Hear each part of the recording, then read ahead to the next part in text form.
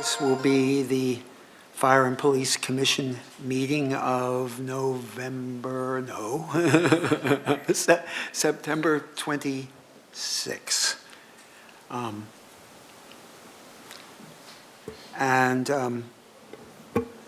Madam Clerk, could we have a roll call, please?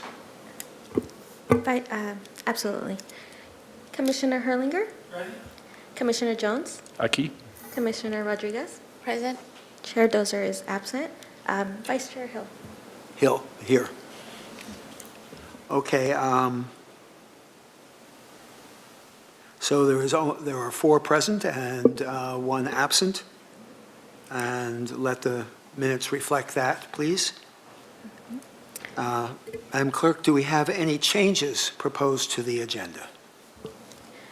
Vice Chair Hill, we do not have any changes to the agenda. Does anyone want to move for the acceptance of the agenda or any modifications of it? So, second. All in favor?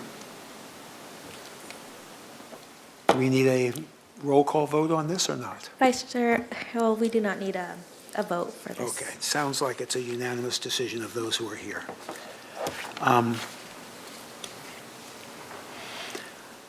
Do we have any cards for public comment today? Vice Chair Hill, we do not have any public comment. And do we have any telephonic calls in for comment? Vice Chair Hill, we do not have any online public comment. All right, thank you. So would you read our first agenda item, please? Of course. Item number 5, approval of meeting minutes from August 22nd, 2024. Move approval. Second.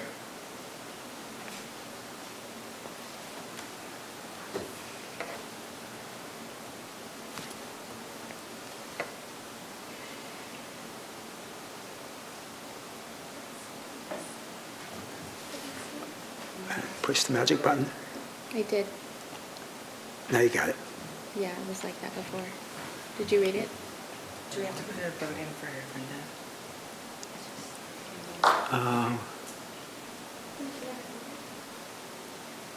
She has yes. For lock vote. There we are. So press lock vote. I did that. You did. Just press it. Yeah. Here, you're good. Yeah? You're good. Just leave it. Oh, black is in. Are you Okay.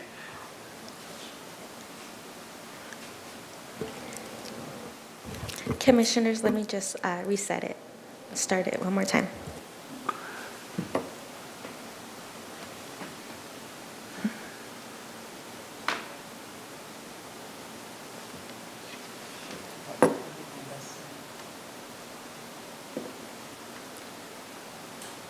The technology has stumped us. Motion passes.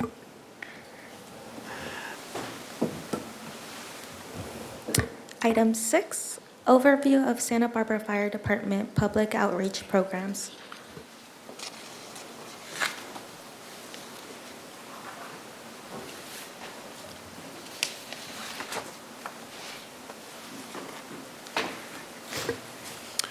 Good afternoon, Commissioners. Chris Males, your Fire Chief. I'm here today with Liliana Encinas, who is our bilingual public outreach coordinator, and we're going to present an overview of the Fire Department's public outreach programs in our community. Just a quick review. I always like to throw up our organizational chart. People tend to ask who works for who in the department. So to the far right, we have one of our arms of our department, which is the Office of Emergency Services, also known as OES. We have an emergency manager, and underneath the emergency manager is our public outreach coordinator, which is Liliana. So Liliana reports to Stacy, but she also reports to me also, because she really functions to a great extent as our public information officer. And so public information typically has to be vetted by the fire chief, so Liliana and I spend a great deal of time together on proactive messaging to the community. So, but without any further ado, I'm going to turn it over to Liliana, and she's going to share with you about all the great things that we're doing at the City Fire Department to meet the public's needs and to help out at any time. Thank you, Chief. Good afternoon, Commissioners. Thank you for having me here. Buenas tardes. I'm going to just do a quick overview of what the Office of Emergency Services does and the role that the public outreach and engagement does within this division. And so our mission is to mitigate, prepare for, plan in case of emergencies and disasters. And we do this by coordinating with the community, with its residents, with other city divisions, and other organizations as needed.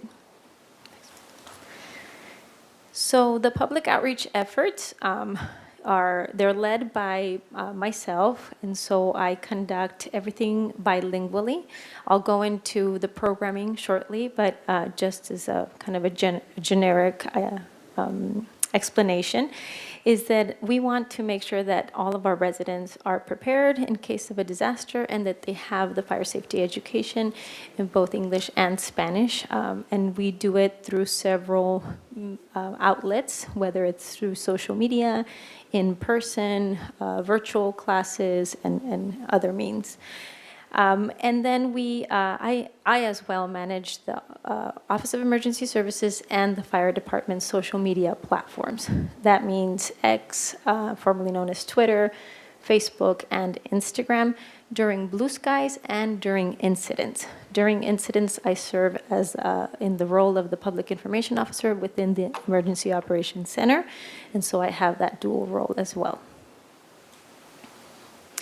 So the key areas of focus that the public outreach coordinator has is fire safety education, disaster preparedness, and engaging the community. This last one is a big part of it because part of my role is to become that link, that bridge between our community and our firefighters. And so a lot of the public outreach efforts that I do within the community involves both community and the fire department, whether it's a public event, whether it's a community disaster education, a training, anything of that sort. Some of them, as I had mentioned, include fire safety specific education. For example, the Fire Safety House program, which is for elementary school students. We target 14 of our elementary schools, third graders, and we bring fire safety education. We've done that for a long time. It's done in collaboration with the Unified School District. And then there's others that are not seasonal, which is depending on the organization's needs. We'll get a call, we'll get a request through our online form, or a person will call the fire department to request a fire safety education, an evacuation drill, an exercise of that sort. But we also have programming like Listos and CERT, and also the community disaster education. So these are programs that are tailored to reach out to the community, and we have a specific objective. We give them tools. We do them through a workshop kind of style. So if we could do the next one, Chief. So here's some examples of our initiatives. For example, one of the pictures is our partnerships. In this case, the Red Cross, when they do the smoke detector campaigns.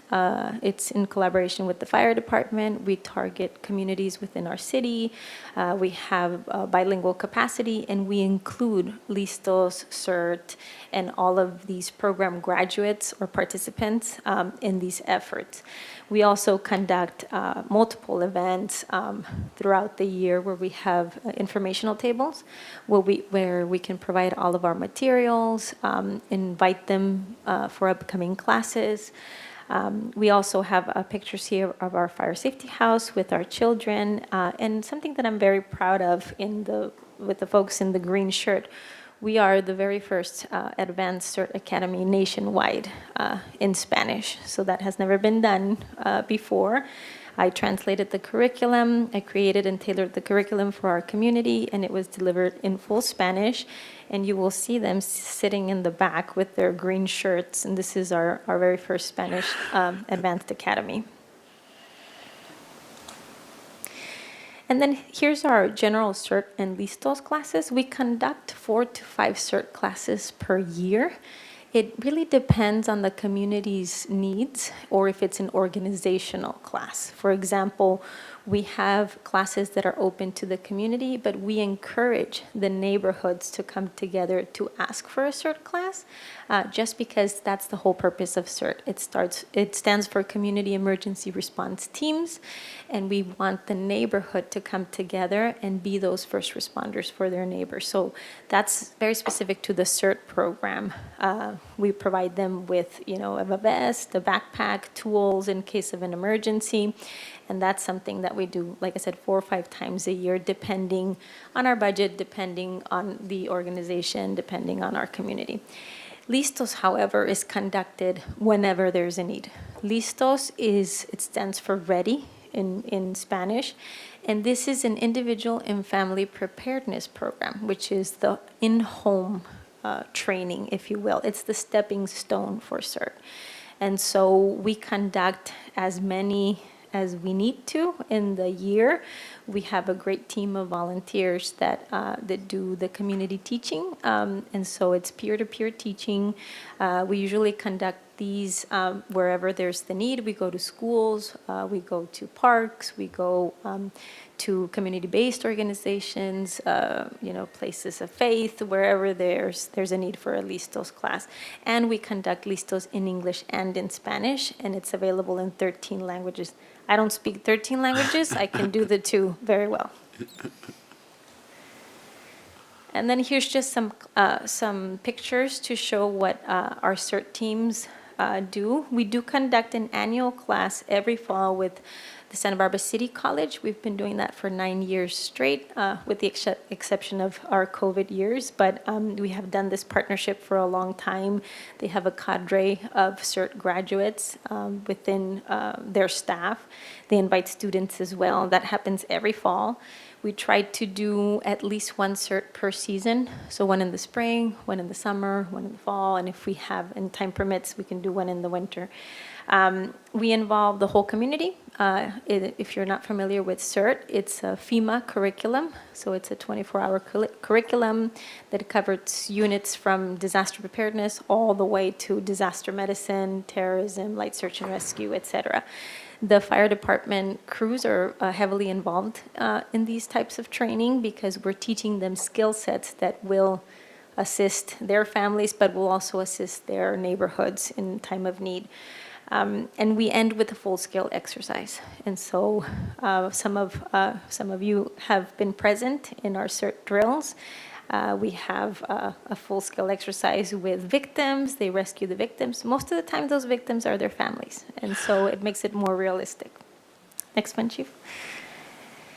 And here's some pictures of our Listos programs. As I mentioned before, Listos is taken wherever there's a need. We do Listos within folks' homes. We have neighbors come together, lend us their driveway, their parking space. We conduct the Listos class.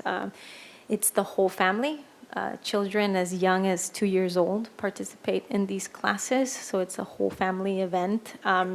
We have a great partnership with multiple community-based organizations that conduct these trainings on a yearly basis. Next one, please.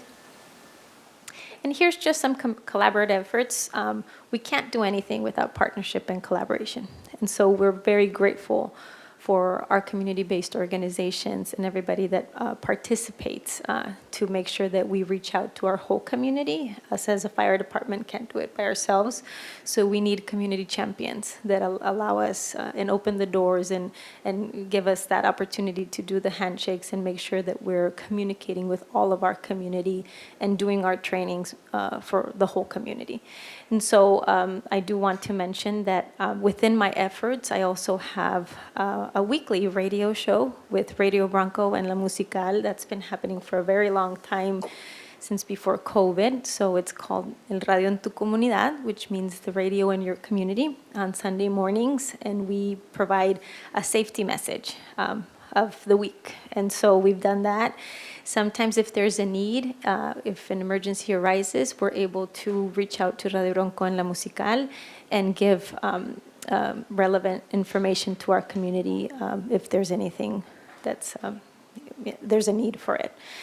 We have a great partnership with Immigrant Hope of Santa Barbara, where we conduct our regular classes, and you will hear more about them when our police department talks about their efforts. But I do also want to mention that those great partnerships that are ongoing. And so how do we measure all these impacts? So what we do is we track the attendance of all of our participants.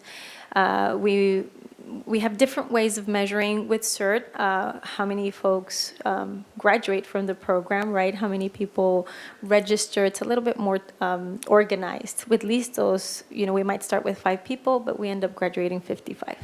And so we have ways of measuring. We keep feedback evaluation forms that let us know how we're doing with all of our programming. And also how many people are interested in what we have to offer. And we always welcome the community suggestions on, well, why don't you go to this fair or to that expo, or why don't you have a presence here or there? And we're always happy to hear that. And if time permits and we can, we'll try to be present in these types of activities. And I don't know if you have any questions or from the Listos and CERT participants that are here. Chief, I think that, yep, there we go. So that kind of summarizes what I do in a nutshell, but I welcome any questions or comments. And Ms. Encinas, can you actually introduce the folks that are here? And they're welcome to, again, share any sentiments about their experiences, but I want to make sure that we acknowledge this amazing team.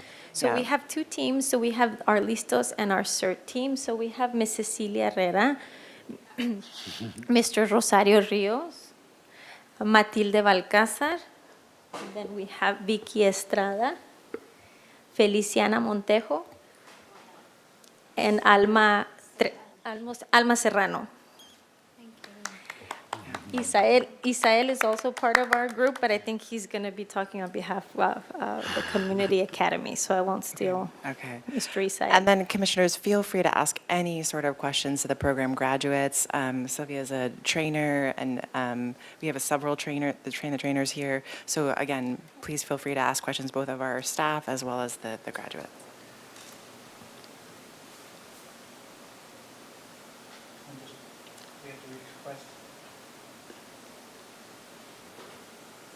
Mr. Hellinger? Well, what occurred to me is, because I've been involved with Rotary, speaking of service clubs, Kiwanis and Rotary, do you have a half-hour little presentation that you would be able to make to some of our service clubs? Absolutely. We have tailored presentations from basic presentations to just general fire safety, and we tailor them all the way to, sometimes business continuity. They'll ask us to review their evacuation plans, to give them suggestions on how to better prepare staff if it's a small business. So we definitely do, Commissioner. We do tailored presentations to all sorts of civic groups or businesses or nonprofits or wherever there's a need. Thank you. Commissioner Rodriguez? I'd love to hear from some of the graduates of what got you interested in taking either Listos or CERT, and what the training was like for you. And you can talk in Spanish if you want to translate. Yes, thank you. I will be doing the interpretation for our participants today, so I'll move to the other microphone.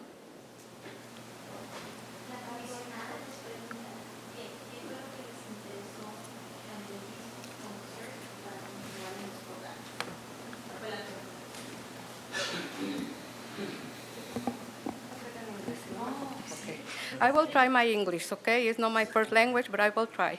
So my name is Cecilia Herrera. Right now, I am the Central Region Coordinator for Listos, and also I am a state instructor for Listos. And again, also, I am a CERT instructor. So my interest was to be sure my children were safe in case an emergency and I'm not with them. So when I know CERT and then Listos, my family environment goes like all the way around. So it was a total change because my children get very empowered. We are prepared right now. My son is living in a home facility, and he is making sure they go through their safety rules, having a fire extinguisher, having emergency supply kits, and everything that goes along. So I feel like this is what makes our family very strong to be and be the better we can be in a disaster situation, right? And because I had been enlisted like very long time, like 10, 11 years, so I had met many families that have that change also, very empowered. The kids especially get very excited. They want to be firefighters. They want to help their families, neighbors, thank you, neighbors, and their classmates, even at school. So that makes us so proud of the work we do. And also is very, very voluntary job that is considered as a real job, a paid job. So we commit the way we commit to a paid job. So that is the beauty of these programs, because we don't get paid, but with the love and the thankfulness of the community. So sorry, I'm very passionate about listos, as you can see, but and I will ask my Santa Barbara coordinator, and she will share also her. Thank you. Gracias. Thank you.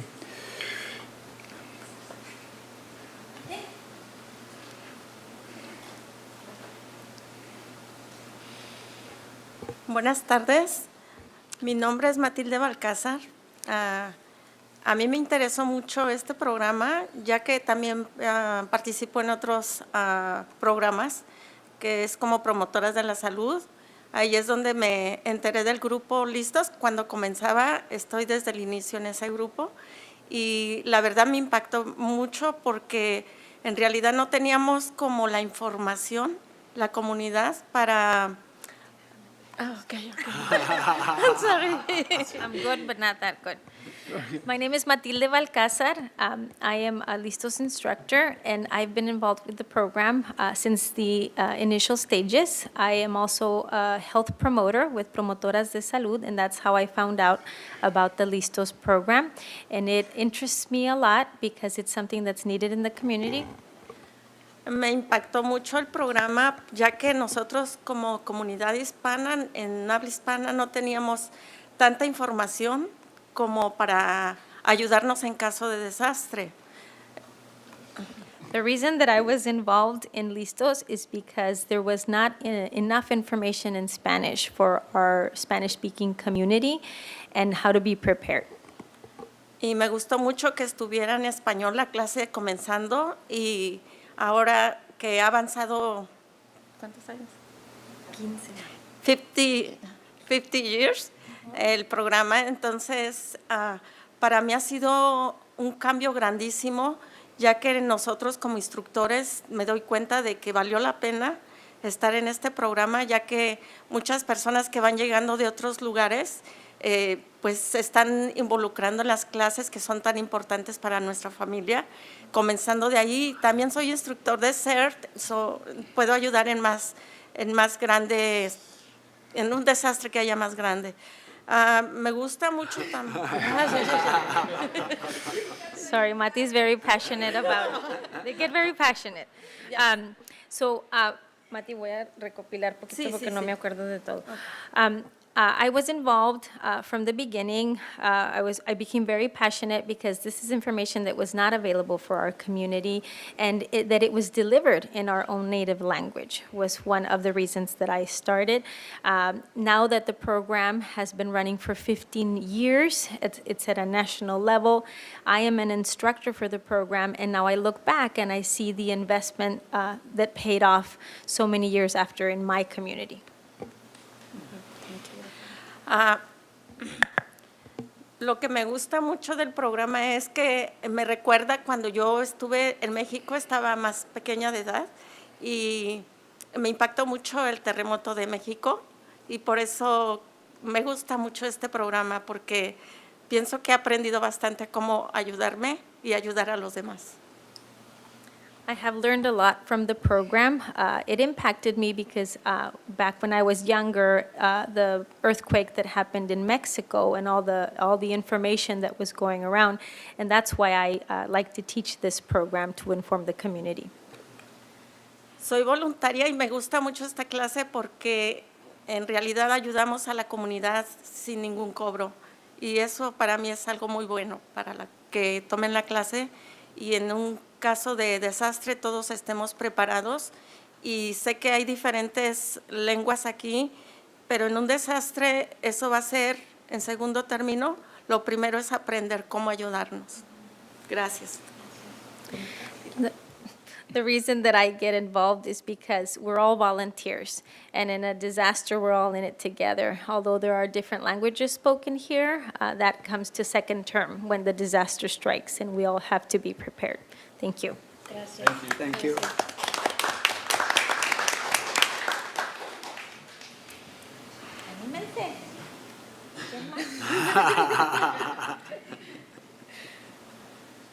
Hola a todos, mi nombre es Alma Serrano y yo también pertenezco a Listos y también a CER. My name is Alma Serrano, and I also belong to Listos and to CERT. A mí me gustó mucho aprender Listos porque yo ahí aprendí que lo principal es ayudarnos con la familia. I liked Listos because that's where I learned how to be prepared first with my family. Y CER me encantó más porque es algo más abierto, porque ahí podemos ayudar a toda nuestra gente, a nuestra comunidad. Aprendimos bastantes cosas como cómo salvar a la gente ya cuando está el desastre. También a mí me gustó mucho que nos enseñaron los peligros que corremos nosotros como voluntarios y nos enseñaron que primero tenemos que estar nosotros bien para que podamos ayudar a los demás. Then I was involved in the CERT program where it's a little bigger and I'm able to help the entire community, my community. I learned how to act in a disaster. I also learned that I am the most important person as a volunteer saving someone else. Y una de las clases, yo creo que en las clases todos tenemos una preferida y a mí una de las que más me encantó fue la de cuando hay un desastre que no entremos así nada más como porque vemos gente tirada, gente que está gritando, sino que tenemos primero que como estar listos y mirar y preguntar, ¿están bien? ¿Te puedo ayudar? Y chequear como que si hay cables, agua, todos peligros que corramos nosotros y si es así, no entrar. We all take a class and we have one that sticks out more. The one that sticks out more for me is the one where I learned how to be a responder. But when entering a place where I'm going to save someone else, I have to be on the lookout for any hazards that I could face in order for me to help others. Y pues yo le doy muchas gracias a Liliana que nos ha enseñado, pues yo digo que demasiado, y también a Adrián Gutiérrez, el detective, porque también nos ha puesto bien alertas y hemos aprendido bastante. Y ya le dejo algo a los demás. I would like to thank Liliana because I think she's showed us a lot, and also Adrian Gutierrez, the officer, because they have shown us a lot on how to respond. And then I'll leave it for someone else to comment. Isabel?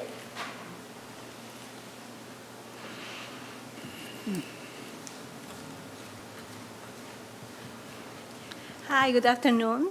My name is Isabel Berridge, and I have the privilege to be working with Liliana. I am part of Imir and Hope Santa Barbara.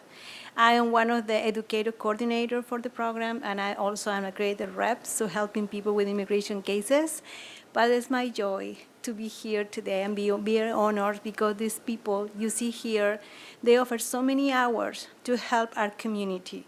They really compromise with city. We love Santa Barbara, and we are so grateful to be partnership with the fire department and be receiving all this training because it's not only for us as some members of the city, it's for our community.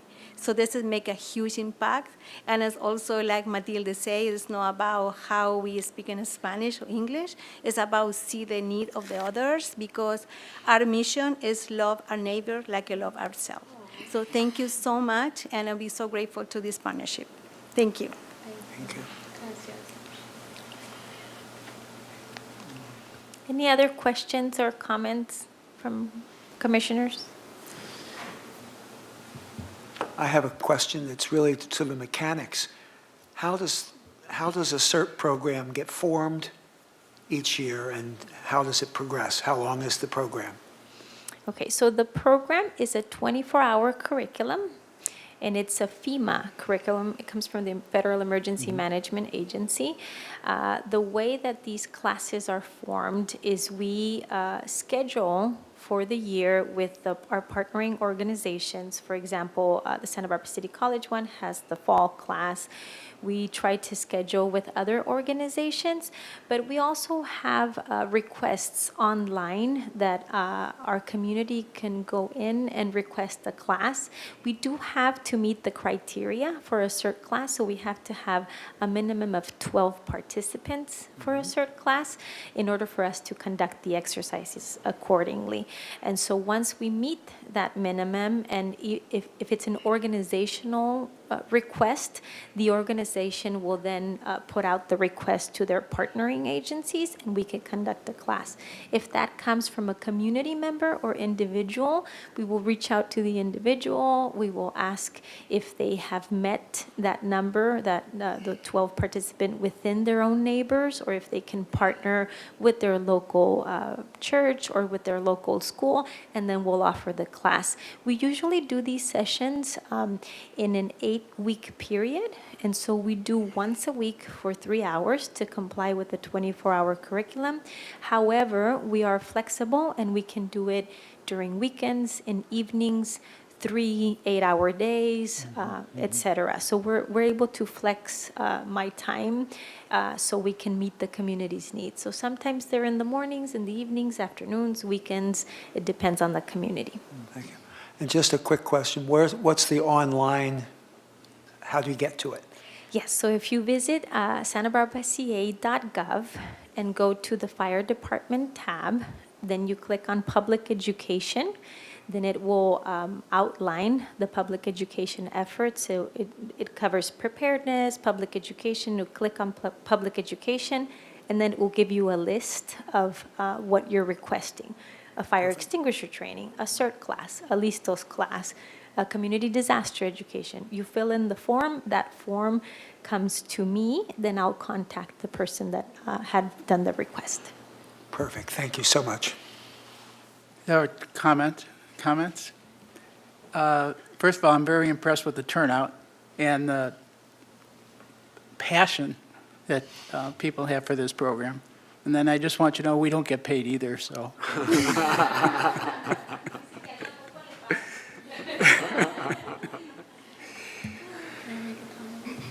Yeah, please.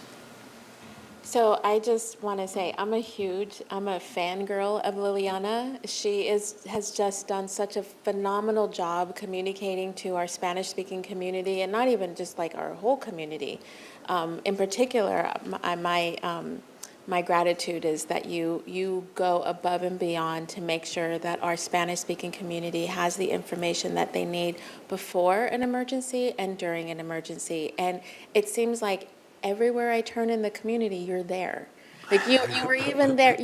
Listos received an award at the hospice 50-year anniversary, and Liliana was there to receive the award and the honor. And it just goes to show you're everywhere. So just thank you for that. And thank you so much for the volunteers for showing up tonight, for showing up every week, for taking on the responsibility of being caregivers of our community, because oftentimes you're the first person that's there when an emergency happens. So thank you so much. Thank you, Commissioner Rodriguez. I'm going to turn around and let them know what you just.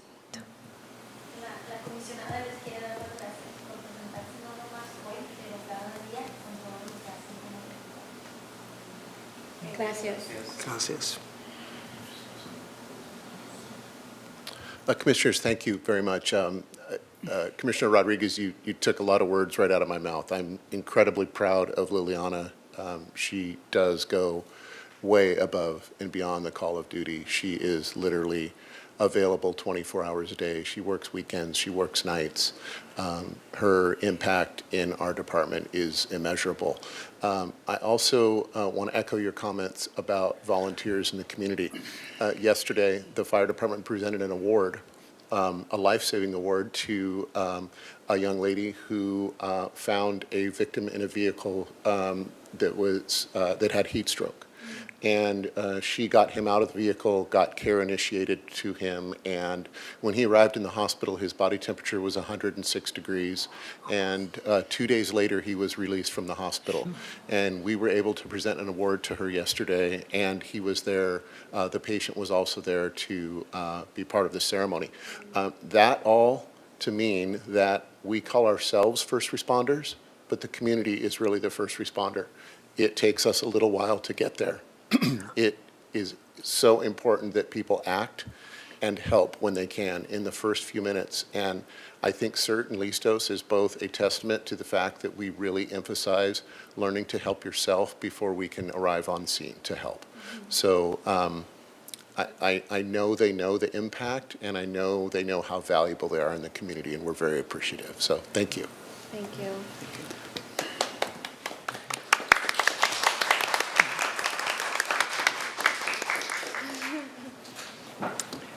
Item 7, overview of Santa Barbara Police Department Community Academy.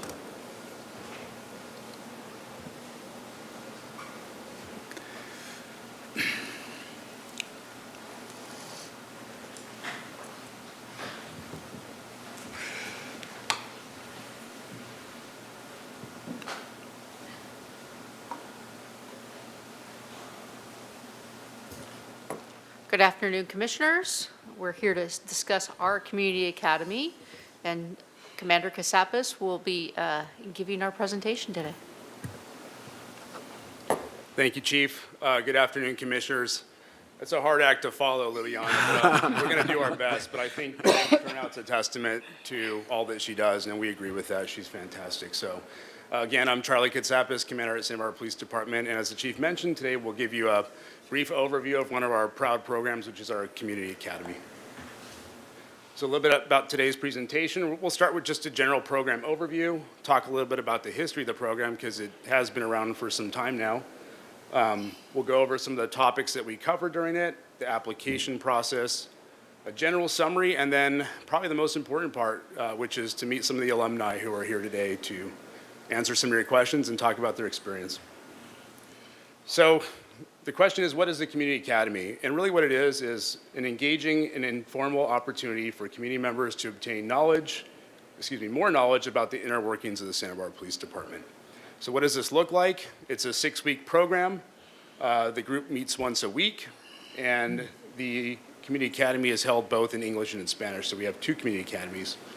The academy is hosted both at the Santa Barbara Police Department and also at different venues within the community as well. There's no cost, and it covers a multitude of topics. A little bit about the history of the program, as I mentioned. The program, this is according to our department historian, who's one of our assistant chiefs, really formalized in the 80s. And it's a legacy program for us, meaning that it's been ongoing since then. So a proud program for us. I tried to look for the photo, but actually I saw in our archives, we do have a photo like from the early 80s of one of our first community academies. We're quite a turnout from the community. So it's been around for a while. We have multiple sessions a year since its inception. At the moment, we do about 2 to 3 community academy sessions a year. And in totality, we've had hundreds of community members graduate from this program. So a lot of community members have gone through it. And many of the graduates have entered into the law enforcement field in different capacities. And that's not necessarily the goal of the program, but in fact, today, Bob, who's here behind me, started off in one of the community academies and now is a volunteer from us. So you'll hear from him later, but this is an example of that point there. And then really, we receive constant positive feedback and praise from the attendees, and you'll probably hear that today as well. So what is covered during the community academy? And we cover really all of our operations as an agency. So we cover patrol operations, so that would be calls for service, the different sectors within our city, how we respond to calls, prioritization. In fact, that picture there is us giving a presentation on some of our patrol operations. We go over investigations, so we have our detective bureau come and talk a little bit about their caseload, the types of investigations they conduct, the different facets of that job that might be interesting to the public. CSI, so crime scene investigation, one of our more popular ones, and that covers both our field operations portion and also our crime tech, lab tech, who does some of the more high-end type of criminal investigation, CSI. Our co-response and CAT team, which you've heard lots about. We also go over professional standards. So we go over community accountability, the role within the agency, our complaint process, how complaints are handled, and the entire professional standards process.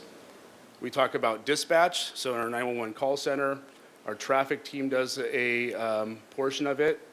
Officer recruitment and wellness, so we'll discuss a variety of our programs, some of our initiatives internally and also externally as a profession. And then we go over training, so how our officers are trained from the academy, what continuous training looks like, and the types of subjects that are covered in training. Additional opportunities that we provide to our participants that I think are fun are force options and de-escalation scenarios. So we currently use a virtual reality force options simulator. It allows officers to go through a variety of scenarios that involve force options or de-escalation that are built upon real-life scenarios that have happened in the past. And we like to, when possible, put some of our participants through that. It's quite an eye-opening experience, and so something we offer. Ride-alongs, I know all the commissioners have been on ride-alongs, so you know you can attest to what that experience is like. So we'll offer ride-alongs to folks who wish to do that. We do a lot of specialty unit demonstrations, so our canines, some of our specialty teams, our crisis negotiation team, SWAT, we'll have them do demos, and we really try to facilitate kind of a hands-on learning environment. There's a lot of exciting stuff that happens at our police department, and it's our opportunity to kind of show our participants what that might look like. So what does this application process look like? Now we've heard all about this great program, how do you get involved? And as I have listed up there, our next academy will be in October. So actually have a new partner in community accountability. He's sitting 3 rows back, Sergeant Brian Kerr. And he's in the process actually today of getting this posted online so that folks can take a look at signing up. So this is really timely for us. But the way this generally looks is we post the community academy through social media, on our website, or through media release. Once that's posted, there'll be a link to our website where you can get the application and submit it if you're interested in participating. The third step would be that we do a small applicant background, which is really similar to the background we do for a ride-along. It's just a general warrants check, amongst other things. And then if all that goes well, then we will notify you of your acceptance of the program, and then we'll get you scheduled for the first session.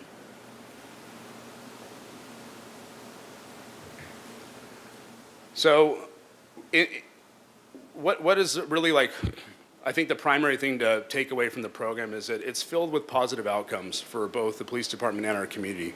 It's a tremendous way for us to have community engagement. It really establishes an increase in public trust, I think, between officers and the community. In fact, if you're a research buff and you go online and Google community academies and increased public trust, there's actually a bunch of studies out there that show just this. So there's really tangible results when it comes to increased trust. Perspective sharing, and that's huge. You know, oftentimes I think we can lose perspective in our own myopic worldviews. And sometimes through the conversations that come out of the dialogues within these community organizations and community academies, we can really perspective share, which is important for us.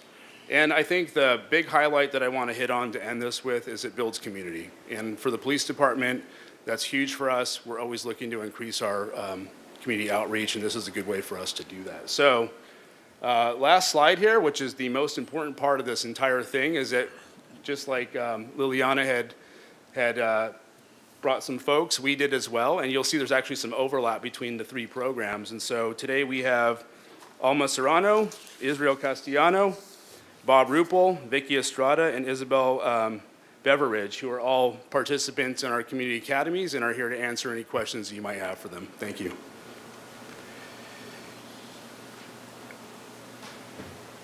And Talia, you can help assist with any translation so that people can speak in the language they're comfortable in. Yeah, thank you. Go ahead, commissioners. I'll start with a simple question to anyone who wishes to answer it. What was the most valuable thing they got out of the academy? Hola, buenas tardes. Hello, good afternoon. Mi nombre es Elsa García My name is Elsa Garcia. y primero quiero darle las gracias a todos ustedes por estar aquí.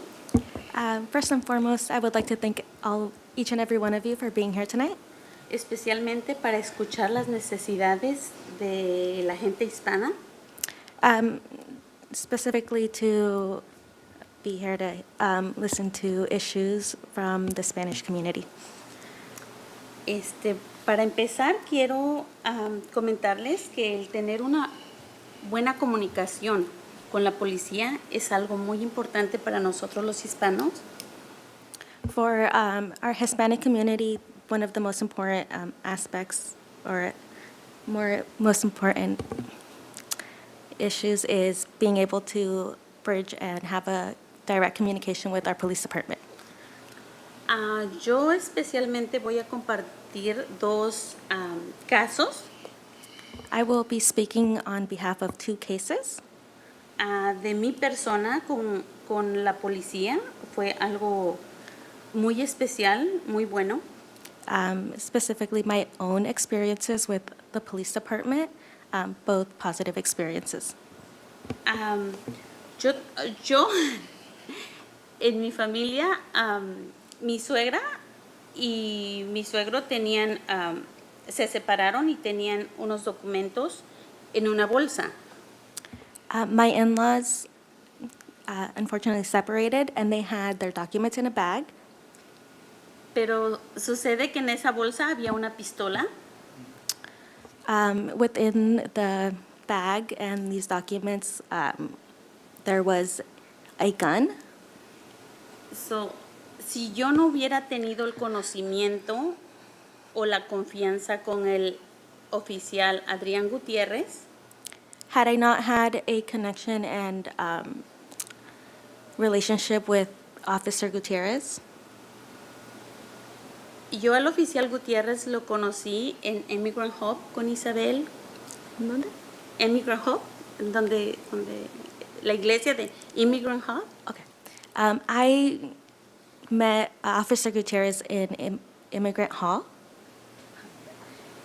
Y él nos dio mucha confianza porque tenemos que tener más comunicación con nosotros los hispanos. A veces nos cohibimos por el idioma. He has done a great job in bringing our community together and allowing us to communicate in the same language. Yo le llamé para preguntarle qué podía hacer con esa pistola, dónde llevarla, porque tengo dos teenagers en la casa y obviamente vienen muchos amiguitos y no quería que alguien llegara a tocarla, verla o saber de ella. This officer made it comfortable for myself to come to him and make him aware of the situation and express that we had found this gun in our belongings.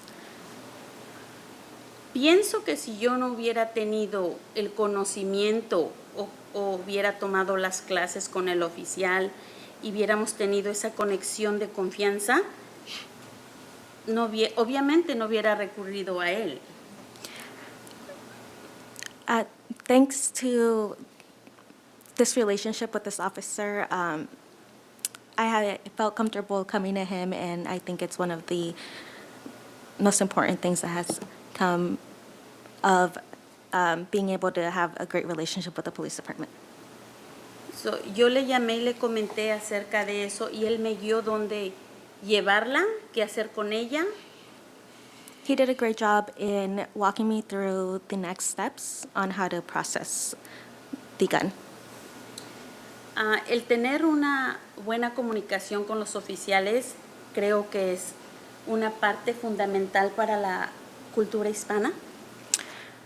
For the Hispanic community, having that open communication with officers has been one of the most crucial and important aspects of these programs, in my opinion. También tuve otro caso como que estaban mis niñas un poquito rebeldes cuando uno les quita el teléfono. El segundo caso es este, que se ponen como que te quieren amenazar. The second case is when I was having difficulties with my young daughters, when they have, ¿cuáles son los que de hecho que sus hijas me han dicho que tienen? Como que te quieren amenazar o quieren... ¿Hacer qué? no, amenazar en la forma de que quieren portarse mal. When it comes to my young children and their rebellious phase, Entonces, también busqué al oficial Gutiérrez y le dije que les explicara sus derechos, que era importante que ellas supieran que en la casa hay reglas y que se tienen que respetar. I communicated with Officer Gutierrez and really leaned on him for support and to come and communicate with my young daughters that in our household we do have responsibilities to uphold, and he did a great job. Entonces, para nosotros especialmente es muy importante estar aquí hoy mismo. Today, for all of us, it is very important to be here today, Que escuchen nuestras necesidades, to have you hear our necessities and issues that we have. y gracias a todos por estar hoy aquí, por su tiempo y especialmente a ustedes por escucharnos. Thank you all for your time today and for your presence here tonight. Thank you.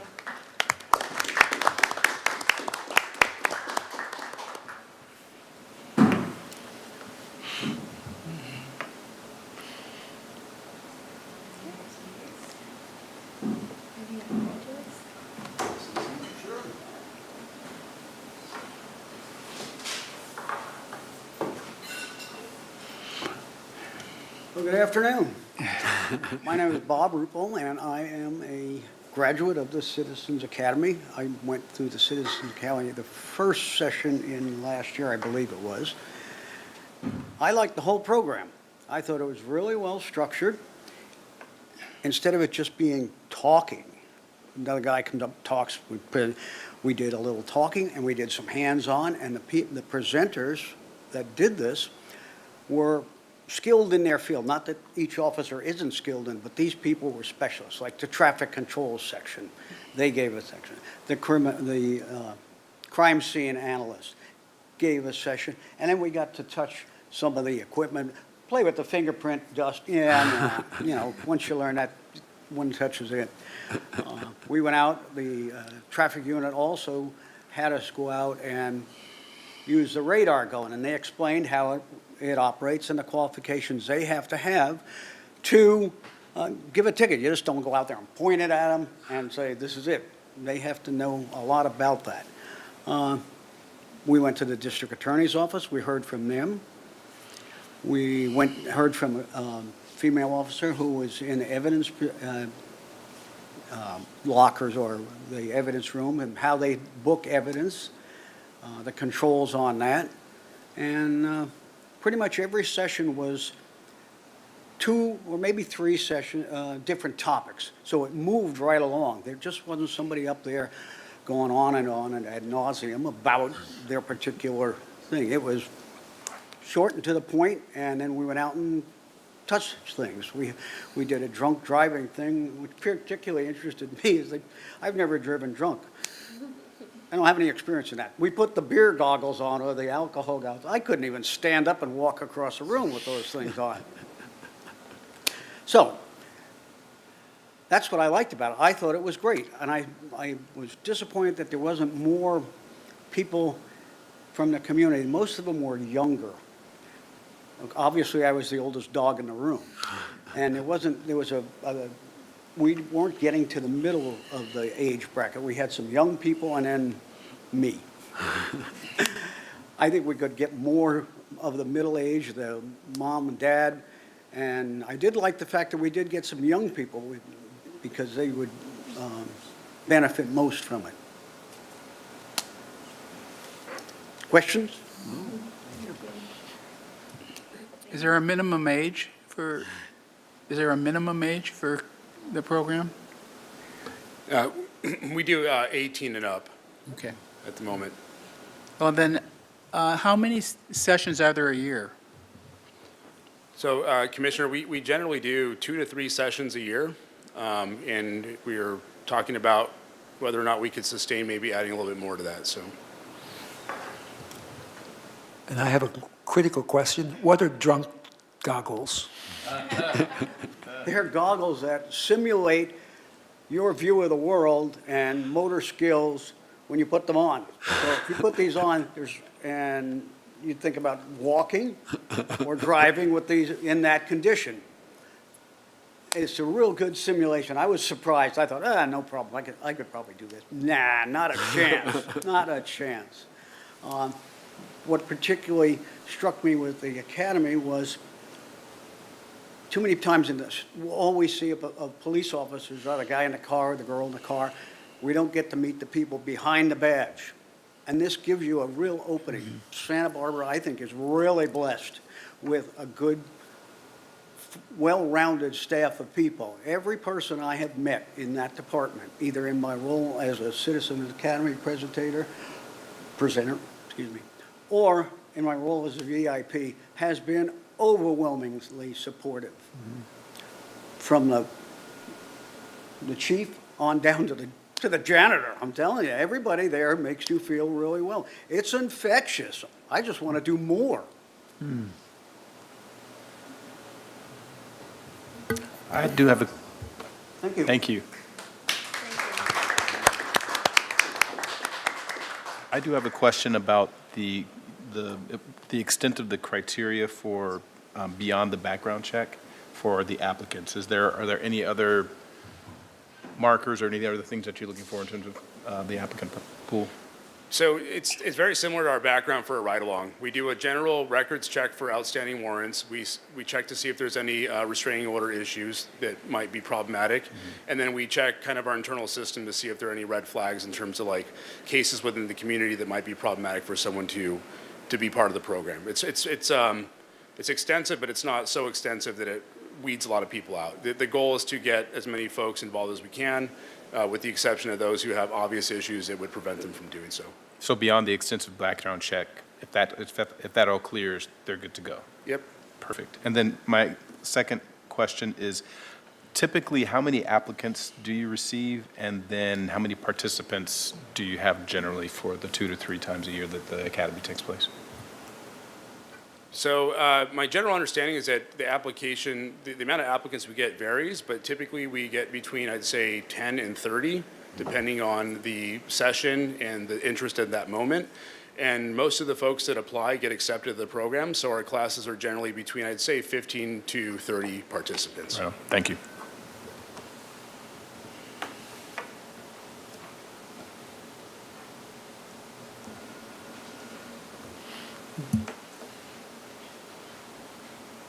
Hello again.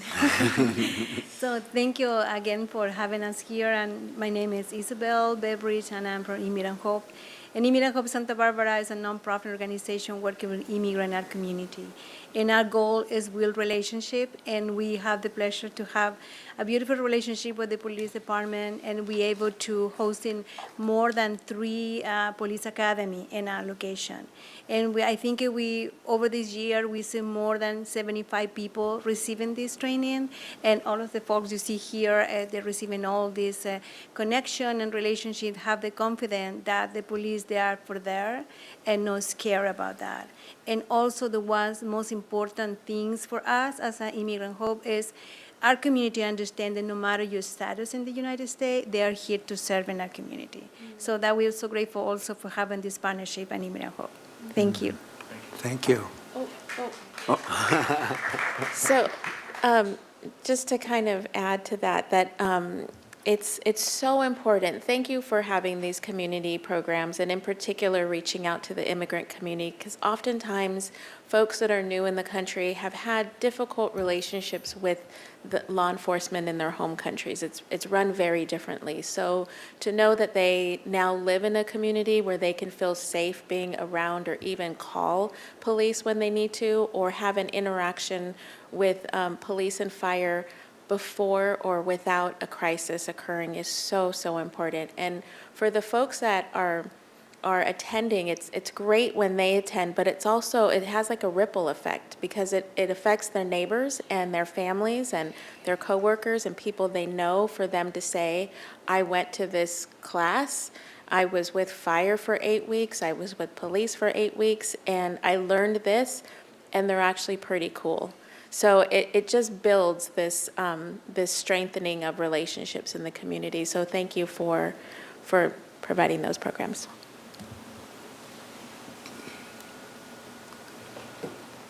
And just a quick, you'll see if you follow our social media, you'll see that today it posted for the next academy in October, but you will see a change to it based on the feedback we've gotten from the last couple of academies, that it's too many nights a week, and to a point of trying to give opportunity to the most that we can in the community. We're going to try something different that we haven't done. So we're going to do 2 Saturdays in October. So we're going to try that. We'll see if it works. If it doesn't work, we may go back to the original format. But just when you see that, if you're paying attention to what we said today and you're like, well, that doesn't sound like 6 weeks, that is why. We're going to try 2 Saturdays and see if that works better for everyone in our community that's working. If it doesn't, but we are going to try a different format for the next one that we're doing in October. So the whole thing will be 2 Saturdays? Yes, 2 all days. Okay. And like I said, we'll see if it works. But we're always trying to be better. We're always taking feedback from our participants to make sure that we're not just meeting the needs of the department, but we're meeting the needs of the community, and not just offering something the same way every time, but that we're actually making it the most meaningful for the community.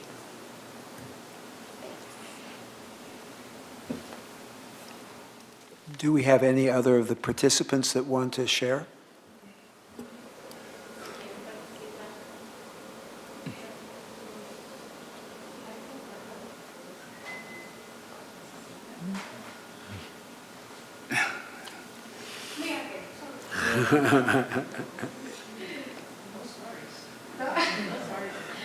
Okay.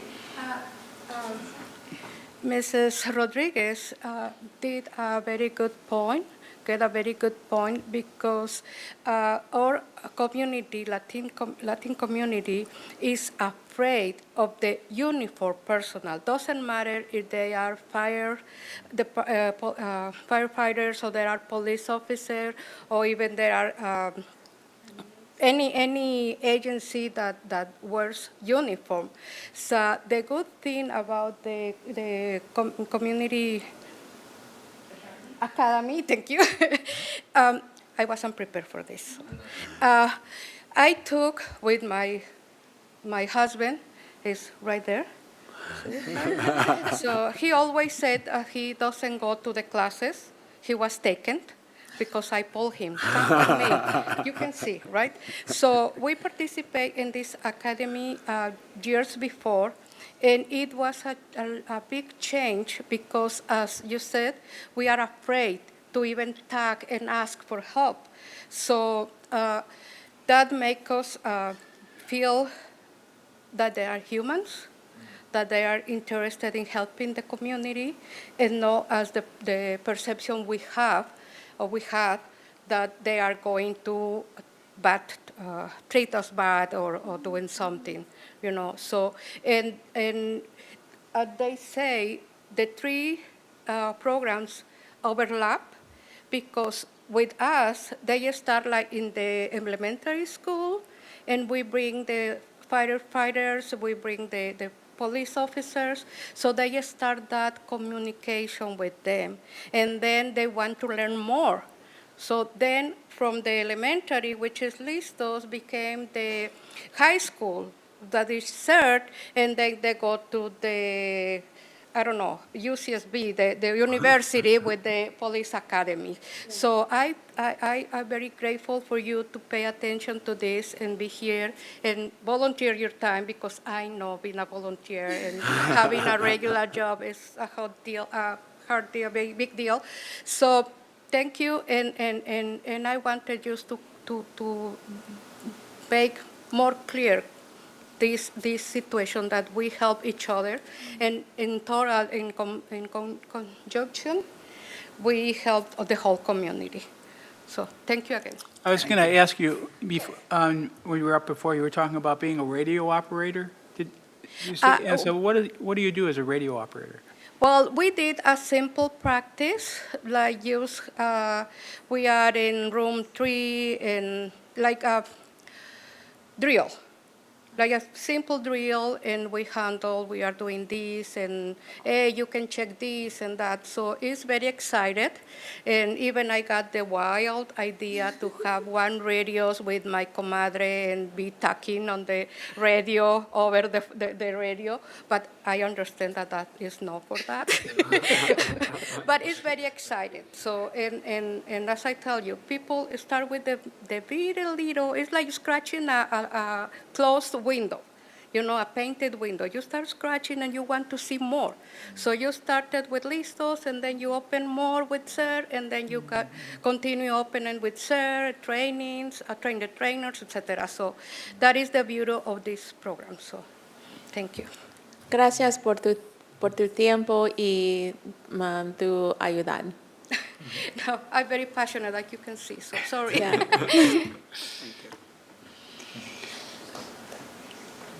So does that complete our programs for today?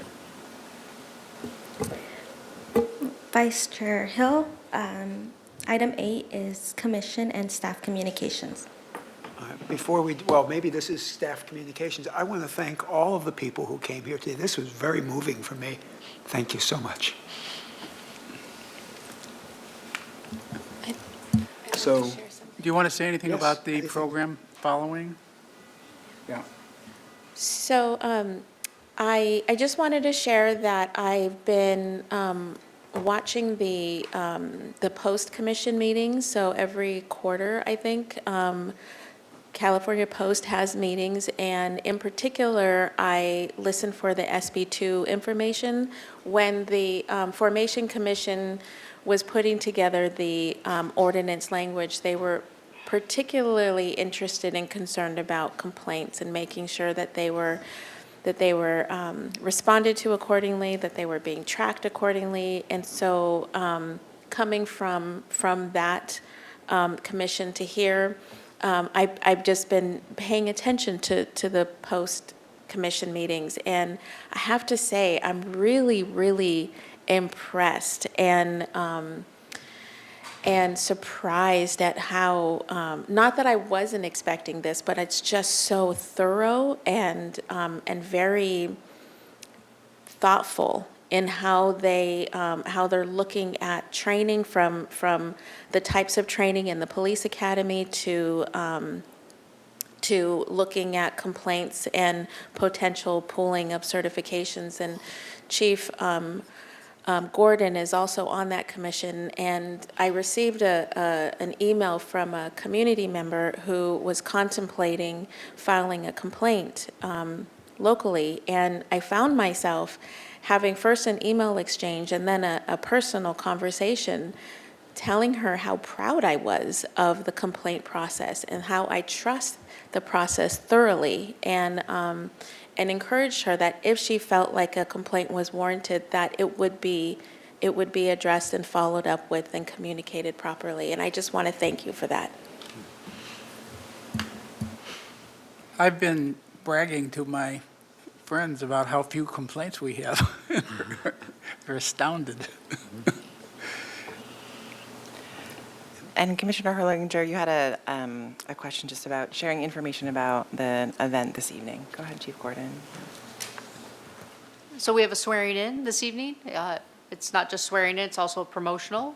So we'll be recognizing 8 professional staff new hires that we've had since July. We have 2 lieutenants being promoted, 2 sergeants being promoted, 4 officers that graduate from the academy tomorrow that will be sworn in tonight.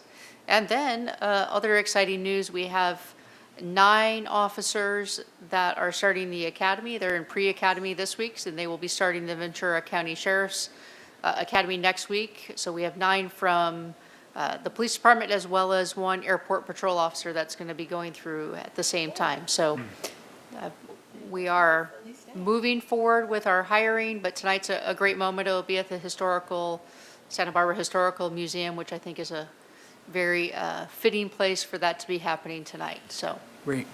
Great. So are there any further comments from any of the commissioners? Chair Hill, we do not have any in-person or online public comment. That being the case, I think this might be a record. I think we may have actually set a new record. Is there any further business, or can we hold this meeting adjourned? Hearing none, the meeting is adjourned.